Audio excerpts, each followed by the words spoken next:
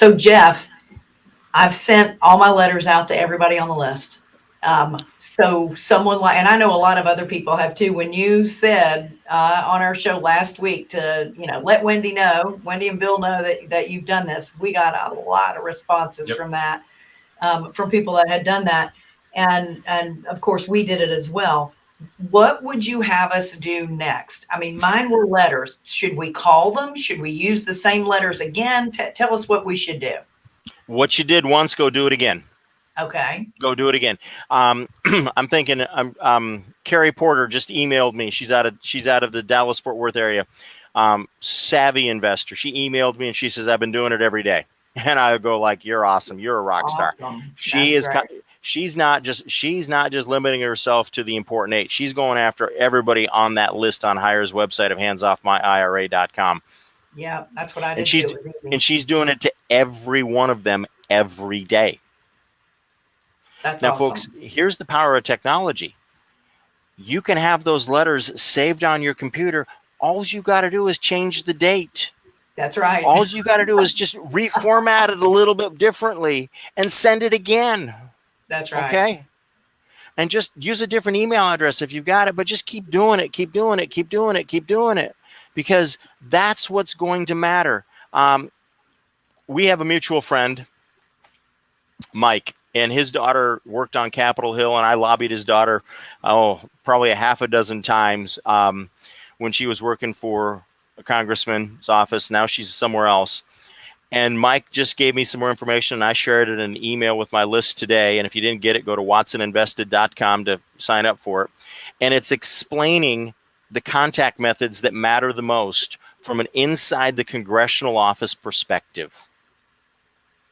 When you can have a conversation with someone who has to sit there and pay attention to what the constituents think, you learn how to communicate with them in the way that makes the most impact. The way that makes the most impact is email. If you can't find their email address, there's a link through National RIA that lets you do that, real easy peasy.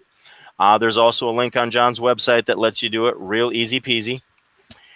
Then you can also go to that particular representative's website, and there's a link on there. And if you know your zip code, and you're going to need your +4 digits because of the way the districts are gerrymandered around sometimes, you're going to need your zip code, your extra 4 digits. That's no big deal.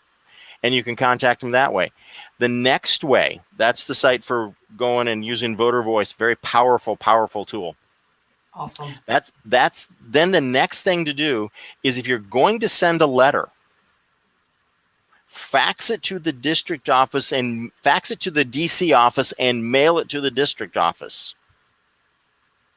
Okay. Mail it to the district office, because the district office does not have an offsite third-party processor like they put on Capitol Hill after 9/11.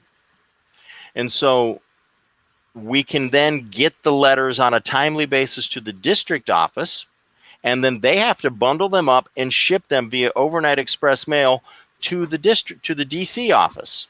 And so we can get our voices heard multiple ways. That's awesome. So the people that are getting most of this, I'm assuming, are the staffers. Yes. And then they're turning around and reporting it to the elected official.